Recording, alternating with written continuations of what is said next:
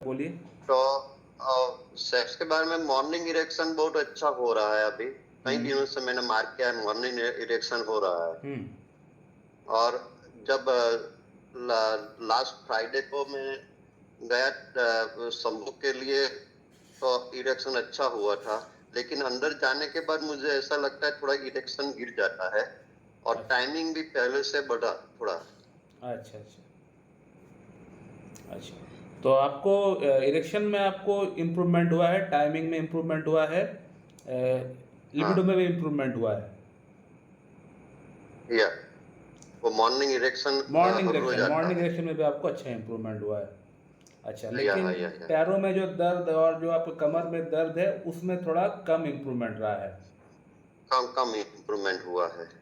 और सब मैंने वो अभी मेन नक्की नहीं कर सकता कि वो दवा से इम्प्रूवमेंट हुआ है और वो जेल से इम्प्रूवमेंट हुआ है। नहीं, जेल से मैंने भी जेल भी यूज जेल से किया। भी हुआ है, और आपने जो मेरा गोली लिया है गोली से भी हुआ है, और साथ में जो हाँ, हम कॉन्स्टिट्यूशनल ट्रीटमेंट आपको दिए थे कॉस्टिकम से भी आपको इम्प्रूवमेंट आपको हुआ है। हाँ, अच्छा ठीक है अच्छा। ना, Causticum is the main medicine. और नमस्कार दोस्तों, अभी आपने जिस पेशेंट का आवाज़ सुना, इस पेशेंट का एज है 72 ईयर्स। ये पेशेंट रहता है यूएसए में, इंडियन है मगर वो रहता है यूएसए में और इस पेशेंट का एज है 72 ईयर्स। इनको प्रॉब्लम क्या क्या है ये तो आप लोगों को पता चल ही गया होगा। Erectile dysfunction, low libido, timing and morning erection इनको नहीं आता है। और इस एज में ये प्रॉब्लम होना लाजमी सी बात है, सभी को ये प्रॉब्लम होगा और इस एज में तो होना ही होना है। तो इस वीडियो में मैं आप लोग को ये बताना चाह रहा था कि इस उम्र में भी इस तरह की प्रॉब्लम्स ठीक हो सकता है, होम्योपैथी से हम लोग ठीक कर सकते हैं। मैं आप लोगों को ये बताना चाह रहा था। हालांकि मेरे पास जो सबसे हाईएस्ट एज का पेशेंट है जिनको मैंने ठीक किया हुआ, इस तरह का प्रॉब्लम्स जिनका मैंने ठीक किया हुआ है, उनका एज है 84 ईयर्स।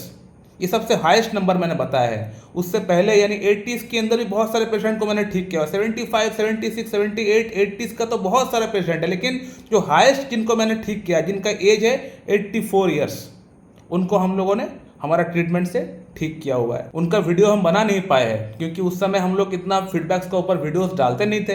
ये 2020 की बात है, तब मैं नया नया यूट्यूब पे आया था, तब उस समय मैं इतना फीडबैक्स वाला वीडियो बनाता भी नहीं था। तो उस समय की बात है, उस समय वो पेशेंट मुझसे कंसल्ट किए थे, उस समय उस पेशेंट को मैं ठीक किया था। उनका एज है 84 ईयर्स। उनका रिकॉर्ड आज ही मेरे पास मौजूद है। उस पेशेंट को मेडिसिन दिया गया था लाइकोपोडियम क्लावेटम, और अभी जो इस पेशेंट का आपने आवाज़ सुना, इस पेशेंट को दिया गया है कॉस्टिकम। कॉस्टिकम इन एलम्पोटेंसी 0/1, 2, 3, 4 पहले दिए थे, उसके बाद 5, 6, 7, 8। इस बार पेशेंट को दिया हूँ 9, 10, 11, 12। पेशेंट वहाँ से मेडिसिन को वो बना लेते हैं। और एक मजे का बात आप लोगों से शेयर करना चाहूँगा कि ये पेशेंट ट्रीटमेंट तो अभी कर रहा है 2025 में, लेकिन ये पेशेंट मुझसे कांटेक्ट किए थे फर्स्ट टाइम वो 2023 में किए थे। ये आप लोग उनका स्क्रीनशॉट आप देख सकते हैं, 2023 में व्हाट्सएप पे लिखा हुआ आ रहा है, आप लोग देख सकते हैं कब इन्होंने मुझसे कांटेक्ट किए थे। 2023 साल में वो कांटेक्ट किए थे, यानी आज से लगभग 3 साल पहले वो कांटेक्ट किए थे। मैंने पेशेंट को पूछा भी है कि आपने 3 साल पहले मुझसे कांटेक्ट किए थे, लेकिन आप ट्रीटमेंट ले रहे हैं अभी आफ्टर 3 ईयर्स 2025 में, क्यों?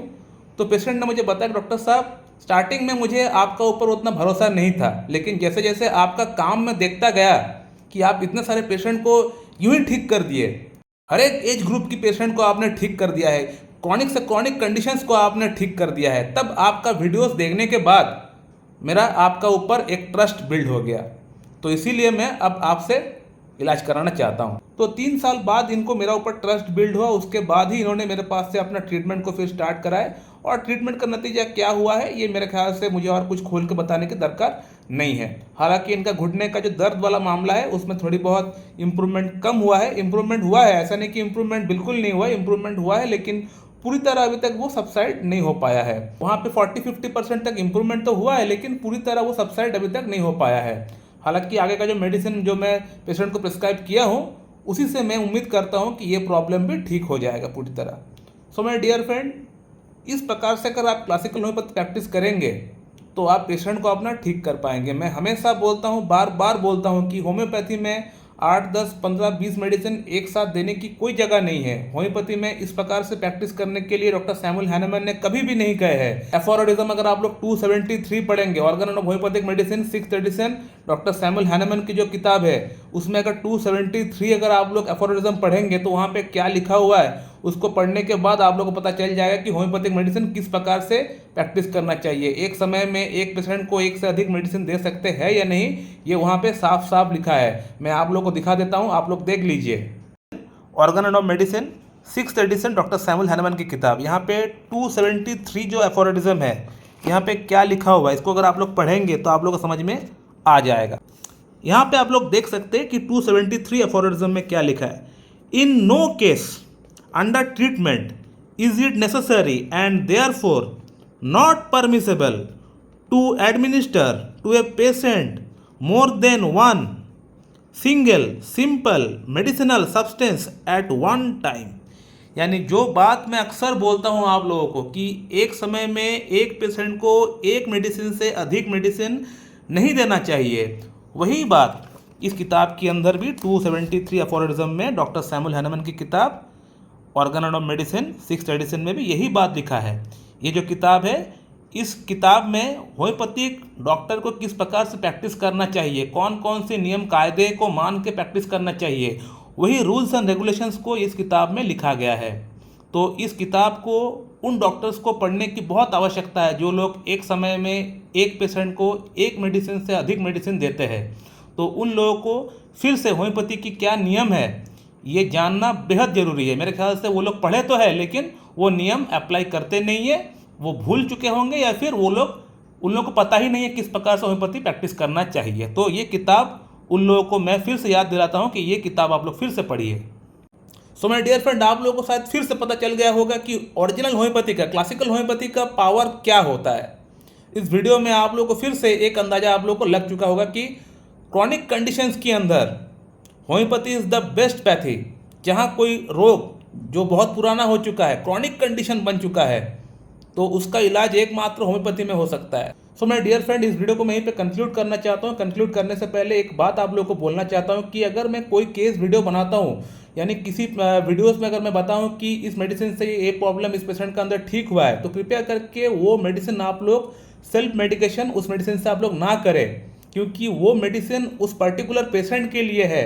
आप लोगों में से कुछ पेशेंट ऐसे होते हैं जो मैं केस वीडियोस बनाता हूँ, वो वीडियो देख के आप लोग उस पर्टिकुलर मेडिसिन जो मैं उस पेशेंट को दिया हूँ उस मेडिसिन से आप लोग सेल्फ मेडिकेशन करना स्टार्ट कर देते हैं, और जब प्रॉब्लम होता है तब आप लोग मुझे व्हाट्सएप पे लिखते हैं कि सर आपका वीडियो देख के मैंने ये मेडिसिन खाया था, मुझे इससे प्रॉब्लम हो रहा है, मुझे बचा लीजिए। तो कृपया करके ऐसा आप लोग ना करें।